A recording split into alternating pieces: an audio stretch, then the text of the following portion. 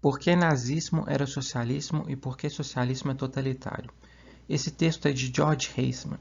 A intenção do autor é expor dois pontos principais: mostrar que a Alemanha nazista era um Estado socialista e não capitalista, e mostrar por que o socialismo, compreendido como um sistema econômico baseado na propriedade estatal dos meios de produção, necessariamente requer uma ditadura totalitária. A caracterização da Alemanha nazista como um Estado socialista foi uma das grandes contribuições de Ludwig von Mises. Quando nos recordamos de que a palavra nazi era uma abreviatura de Partido Nacional Socialista dos Trabalhadores Alemães, a caracterização de Mises pode não parecer tão notável.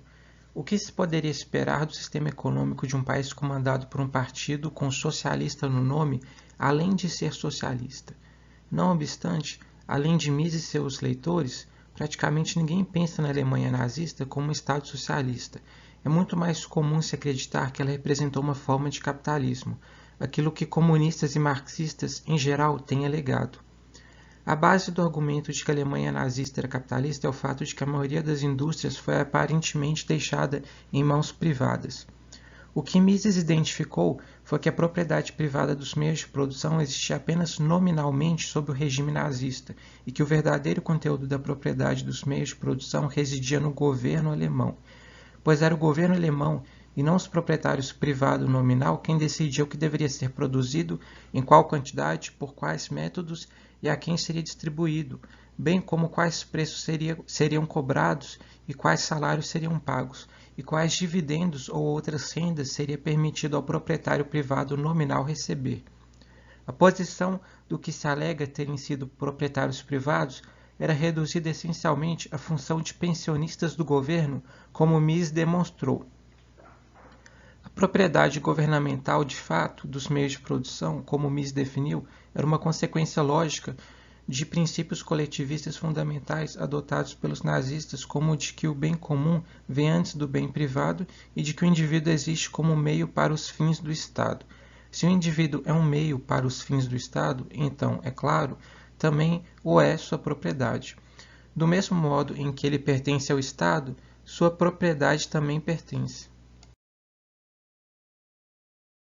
Mas o que especificamente estabeleceu o socialismo de fato na Alemanha nazista foi a introdução do controle de preços e salários em 1936.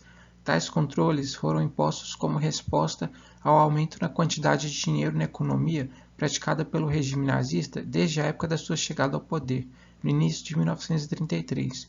O governo nazista aumentou a quantidade de dinheiro no mercado como meio de financiar o vasto aumento nos gastos governamentais devido a seus programas de infraestrutura, subsídios e rearmamento. O controle de preços e salários foi imposto em resposta ao aumento de preços resultante desta inflação. O efeito causado pela combinação entre inflação e controle de preços foi a escassez, ou seja, a situação na qual a quantidade de bens que as pessoas tentam comprar excede a quantidade disponível para a venda.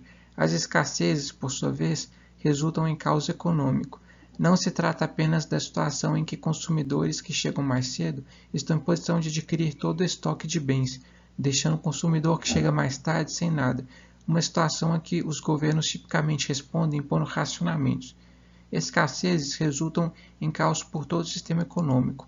Elas tornam aleatória a distribuição de suprimentos entre as regiões geográficas, a alocação de um fator de produção entre seus diferentes produtos, a alocação de trabalho e capital dentre os diferentes ramos do sistema econômico. Face à combinação de controle de preços e escassez, o efeito da diminuição na oferta de um item não é, como seria um livre mercado, o aumento do preço da lucratividade, operando o fim da diminuição da oferta, ou a reversão da diminuição se ela estiver ido longe demais. O controle de preços proíbe o aumento do preço e da lucratividade. Ao mesmo tempo, as escassezes causadas pelo controle de preço impedem que aumentos na oferta reduzam o preço e a lucratividade de um bem. Quando há uma escassez, o efeito de um aumento na oferta é apenas a redução da severidade desta escassez. Apenas quando a escassez é totalmente eliminada é que um aumento na oferta necessita de uma diminuição no preço, trazendo consigo uma diminuição na lucratividade. Como resultado, a combinação de controle de preços e escassezes torna possível movimentos aleatórios de oferta sem qualquer efeito no preço ou na lucratividade. Nesta situação, a produção de bens dos mais triviais e desimportantes, como bichinhos de pelúcia, pode ser expandida à custa da produção dos bens importantes necessários, como medicamentos, sem efeito sobre o preço ou lucratividade de nenhum dos bens. O controle de preços impediria que a produção de remédios se tornasse mais lucrativa, conforme a sua oferta fosse diminuindo, enquanto a escassez, mesmo de bichinhos de pelúcia, impediria que a sua produção se tornasse menos lucrativa, conforme a sua oferta fosse aumentando.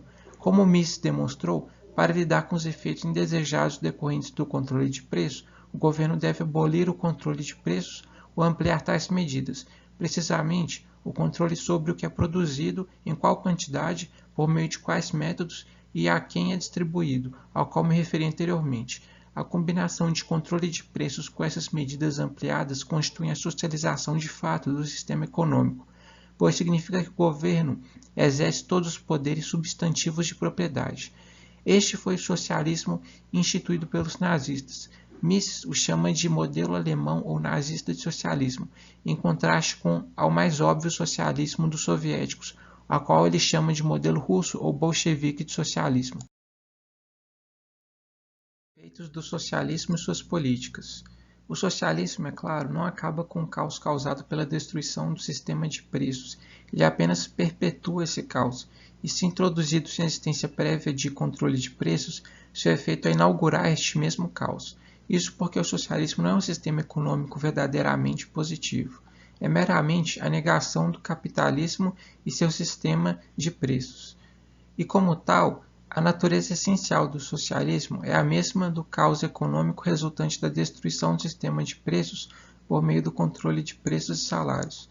Quero demonstrar que a imposição de cotas de produção no estilo bolchevique socialismo, com a presença de incentivos por todos os lados para que estas sejam excedidas, é uma fórmula certa para a escassez universal, da mesma forma como ocorre quando se controla preços e salários. No máximo, o socialismo meramente muda a direção do caos. O controle do governo sobre a produção pode tornar possível uma maior produção de alguns bens de especial importância para si mesmo, mas faz isso à custa de uma devastação de todo o resto do sistema econômico. Isso porque o governo não tem como saber dos efeitos no resto do sistema econômico, da sua garantia da produção dos bens aos quais atribui especial importância. Os requisitos para a manutenção do sistema de controle de preços e salários trazem à luz a natureza totalitária do socialismo, mas obviamente, é claro, na variante alemã ou nazista de socialismo, mas também no estilo soviético. Podemos começar com o fato de que o alto interesse financeiro dos vendedores operando sob o controle de preços seja de contornar tais controles e aumentar seus preços. Compradores, antes impossibilitados de obter os bens, estão dispostos a, na verdade, ansiosos para pagar estes preços mais altos como meio de garantir os bens por eles desejados. Nestas circunstâncias, o que pode impedir o aumento dos preços e o desenvolvimento de um imenso mercado negro? A resposta é a combinação de penas severas com uma grande probabilidade de ser pego e, então, realmente punido. É provável que meras multas não gerem a dissuasão necessária. Elas serão tidas como simplesmente um custo adicional. Se o governo deseja realmente fazer valer o controle de preços, é necessário que imponha penalidades comparadas àqueles dos piores crimes, mas a mera existência de tais penas não é o bastante. O governo deve tornar realmente perigosa a condução de transações no mercado negro. Deve fazer com que as pessoas temam que, agindo dessa forma, possam, de alguma maneira, ser descobertas pela polícia, acabando na cadeia. Para criar tal temor, o governo deve criar um exército de espiões e informantes secretos. Por exemplo, o governo deve fazer com que o dono da loja e o seu cliente tenham medo de que, caso venham a se engajar em uma transação no mercado negro, algum outro cliente da loja vá lhe informar. Devido à privacidade e sigilo em que muitas transações no mercado negro ocorrem, o governo deve ainda fazer com que qualquer participante de tais transações tenha medo de que a outra parte possa ser um agente da polícia tentando apanhá-lo. O governo deve fazer com que as pessoas temam até mesmo seus parceiros de longa data, amigos e parentes, pois até eles podem ser informantes. E, finalmente, para obter condenações, o governo deve colocar a decisão sobre a inocência ou a culpa em casos de transações no mercado negro nas mãos de um tribunal administrativo ou de agentes da polícia presente. Não pode contar com julgamentos por júris devido à dificuldade de se encontrar número suficiente de jurados dispostos a condenar a vários anos de cadeia um homem cujo crime foi vender alguns quilos de carne ou um par de sapatos acima do preço máximo fixado. Em suma, a partir daí, o requisito apenas para a aplicação das regulamentações de controle de preços é a adoção de características essenciais de um Estado totalitário, nominalmente o estabelecimento de uma categoria de crimes econômicos, em que a pacífica busca pelo alto interesse material é tratada como uma ofensa criminosa grave. Para tanto, é necessário o estabelecimento de um aparato policial totalitário, repleto de espiões e informantes, com poder de prisões arbitrárias. O regime totalitário socialista. Claramente, a imposição e a fiscalização do controle de preços requerem um governo similar à Alemanha de Hitler ou à Rússia de Stalin, no qual praticamente qualquer pessoa pode ser um espião da polícia e no qual uma polícia secreta existe e tem o poder de prender pessoas. Se o governo não está disposto a ir tão longe, então, nesta medida, o controle de preços se prova inaplicável e simplesmente entra em colapso. Neste caso, o mercado negro assume maiores proporções. Não estou sugerindo que o controle de preços foi a causa do reino de terror instituído pelos nazistas. Estes iniciaram seu reino de terror bem antes da decretação do controle de preços. Como resultado, o controle de preços foi decretado em um ambiente feito para sua aplicação. As atividades do mercado negro exigem o cometimento de outros crimes. Sob socialismo de fato, a produção e a venda de bens no mercado negro exige o desafio às regulamentações governamentais no que diz respeito à produção e à distribuição, bem como o desafio ao controle de preços. Por exemplo, o governo pretende que os bens que são vendidos no mercado negro sejam distribuídos de acordo com o seu planejamento e não de acordo com o do mercado negro. O governo pretende, igualmente, que os fatores de produção usados para se produzir aqueles bens sejam utilizados de acordo com seu planejamento e não com o propósito de suprir o mercado negro. Sobre um sistema socialista de direito, como o que existia na Rússia soviética, no qual o ordenamento jurídico do país aberto e explicitamente tornava o governo proprietário dos meios de produção, toda atividade do mercado negro, necessariamente, exige a apropriação indébita ou roubo da propriedade estatal. Por exemplo, considerava-se que os trabalhadores e gerentes de fábricas na Rússia soviética, que tiravam produtos destas para vender no mercado negro, estavam roubando matéria-prima fornecida pelo Estado. Além disso, em qualquer tipo de Estado socialista, nazista ou comunista, o plano econômico do governo é parte da lei suprema do país. Temos uma boa ideia de quão caótico é o chamado processo de planejamento do socialismo. O distúrbio adicional causado pelo desvio para o mercado negro de suprimentos de produção e de outros bens é algo que o Estado socialista toma como um ato de sabotagem ao planejamento econômico nacional. E sabotagem é como o ordenamento jurídico dos Estados socialistas se refere a isso. Em concordância com esse fato, atividades de mercado negro são, com frequência, punidas com pena de morte. Um fato fundamental que explica o reino de terror generalizado encontrado sob o socialismo é o incrível dilema em que o Estado socialista se coloca em relação à massa de seus cidadãos. Por um lado, o Estado assume total responsabilidade pelo bem-estar econômico individual. O estilo de socialismo russo ou bolchevique declara abertamente esta responsabilidade. Esta é a fonte principal do seu apelo popular. Por outro lado, o Estado socialista desempenha essa função de maneira desastrosa, tornando a vida do indivíduo um pesadelo. Todos os dias de sua vida, o cidadão de um Estado socialista tem de perder tempo em infindáveis filas de espera. Para ele, os problemas enfrentados pelos americanos com a escassez de gasolina nos anos de 1970 são normais. Só que ele não enfrenta esse problema em relação à gasolina, pois ele não tem um carro e nem esperança de ter, mas sim em relação a itens de vestuário, verduras, frutas e até mesmo pão.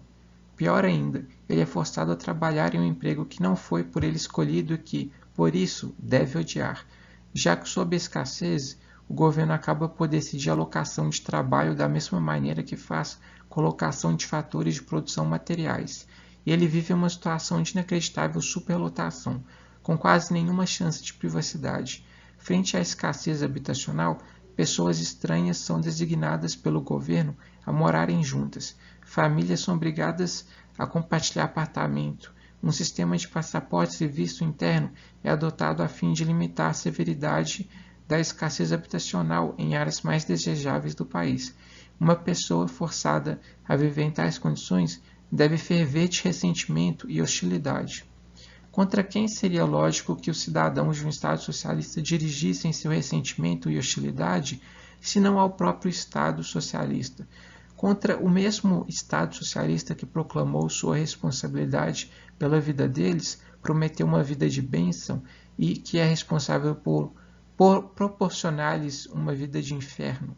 De fato, os dirigentes de um Estado socialista vivem em um dilema no qual diariamente encorajam o povo a acreditar que o socialismo é um sistema perfeito em que maus resultados só podem ser fruto do trabalho de pessoas más.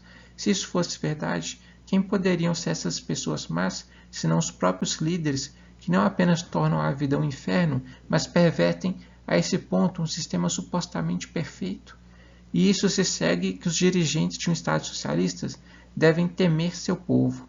Pela lógica das suas ações e ensinamentos, o fervilhante e borbulhante ressentimento do povo deveria jorrar e engoli-los numa orgia de vingança sangrenta.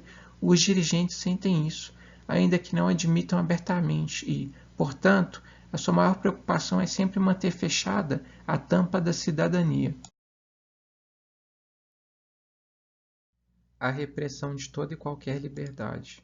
Consequentemente, é correto, mas bastante inadequado, dizer apenas que o socialismo carece de liberdade de imprensa e expressão. Carece, é claro, dessas liberdades. Se o governo é dono de todos os jornais e gráficas, se ele decide para os quais propósitos a prensa e o papel devem ser disponibilizados, então, obviamente, nada que o governo não desejar poderá ser impresso. Se a ele pertencem todos os salões de assembleias e encontros, nenhum pronunciamento público ou palestra que o governo não queira não poderá ser feita. Mas o socialismo vai muito além da mera falta de liberdade de imprensa e de expressão. Um governo socialista aniquila totalmente essas liberdades.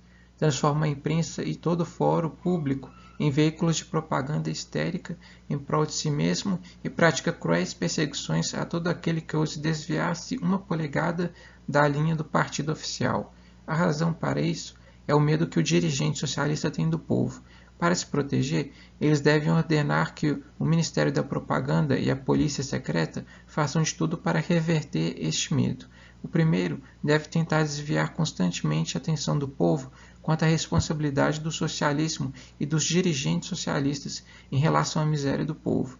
O outro deve desestimular e silenciar qualquer pessoa que possa, mesmo que remotamente, sugerir a responsabilidade do socialismo ou de seus dirigentes em relação à miséria do povo, ou seja, deve desestimular qualquer um que comece a mostrar sinais de estar pensando por si mesmo. É por causa do terror dos dirigentes e da sua necessidade desesperada de encontrar bodes expiatórios para as falhas do socialismo que a imprensa de um país socialista está sempre cheia de histórias sobre conspirações e sabotagens estrangeiras e sobre corrupção e mau gerenciamento da parte de oficiais subordinados e porque, periodicamente, é necessário desmascarar conspirações domésticas e sacrificar oficiais superiores e facções inteiras do partido em gigantescos expurgos.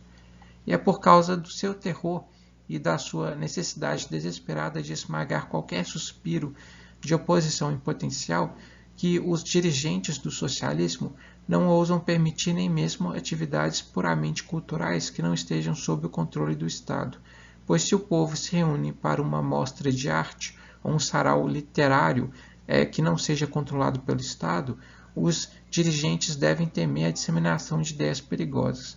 Quaisquer ideias não autorizadas são ideias perigosas, pois podem levar o povo a pensar por si mesmo e, dessa forma, começar a pensar sobre a natureza do socialismo e de seus dirigentes. Estes devem temer a reunião espontânea de qualquer punhado de pessoas em uma sala e usar a polícia secreta e seu aparato de espiões, informantes e mesmo o terror para impedir tais encontros ou ter certeza de que seu conteúdo é inteiramente inofensivo do ponto de vista do Estado. O socialismo não pode ser mantido por muito tempo, exceto por meio do terror. Assim que o terror é relaxado, ressentimento e hostilidade logicamente começam a jorrar contra os seus dirigentes. O palco está montado, então, para uma revolução ou uma guerra civil. De fato, na ausência de terror, ou, mais corretamente, de um grau suficiente de terror, o socialismo seria caracterizado por uma infindável série de revoluções e guerras civis, conforme cada novo grupo dirigente se mostrasse tão incapaz de fazer o socialismo funcionar quanto foram seus predecessores. A inescapável conclusão a ser traçada é a de que o terror experimentado nos países socialistas não foi simplesmente culpa de homens maus, como Stalin, mas sim algo que brota da natureza do sistema socialista.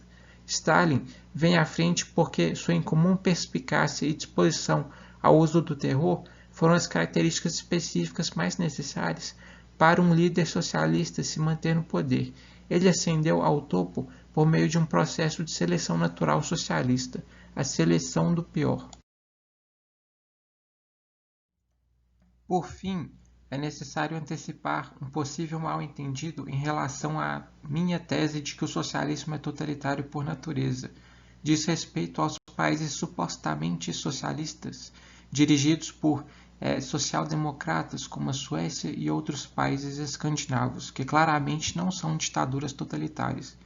Nesse caso, que se entenda que, não sendo esses países totalitários, não são também socialistas. Os partidos que os governam podem até sustentar o socialismo em sua filosofia e seu fim último, mas socialismo não é o que eles implementaram como seu sistema econômico. Na verdade, o sistema econômico vigente em tais países é a economia de mercado obstruída, como Mises definiu, ainda que seja mais obstruído do que a dos Estados Unidos em aspectos importantes. Seu sistema econômico é essencialmente similar ao americano, na qual a força motora característica da produção e da atividade econômica não é o governo, mas sim a iniciativa privada motivada pela perspectiva de lucro. A razão pela qual social-democratas não estabelecem o socialismo quando estão no poder é que eles não estão dispostos a fazer o que seria necessário. O estabelecimento do socialismo como um sistema econômico requer um ato maciço de roubo. Os meios de produção devem ser expropriados de seus donos e tomados pelo Estado. É virtualmente certo que tais expropriações provoquem grande resistência por parte dos proprietários, resistência que só pode ser vencida pelo uso de força bruta. Os comunistas estão dispostos a usar esta força, como evidenciado na União Soviética. Seu caráter é o dos ladrões armados, preparados para matar caso isso seja necessário, para dar cabo aos seus planos. O caráter dos social-democratas, em contraste, é o mais próximo ao dos batedores de carteira. Eles podem até falar em coisas grandiosas, mas não estão dispostos a praticar a matança que seria necessária e desistem ao menor sinal de resistência séria. Já os nazistas, em geral, não tiveram que matar para expropriar a propriedade dos alemães, fora os judeus. Isso porque, como vimos, eles estabeleceram um socialismo discretamente, por meio de controle de preços que serviu para manter a aparência de propriedade privada. Os proprietários eram, então, privados da sua propriedade sem saber e, portanto, sem sentir a necessidade de defendê-la pela força. Creio ter demonstrado que o socialismo de verdade, é totalitário pela sua própria natureza. Este texto foi encontrado no site Instituto Mises Brasil e vou deixar aqui os créditos ao autor do texto. É o George Heisman, que é PhD e autor de Capitalism, A Treatise on Economics, Ele é professor emérito de economia da Pepperdine University, seu website www.capitalism.net e seu blog é o georgeheismansblog.blogspot.com.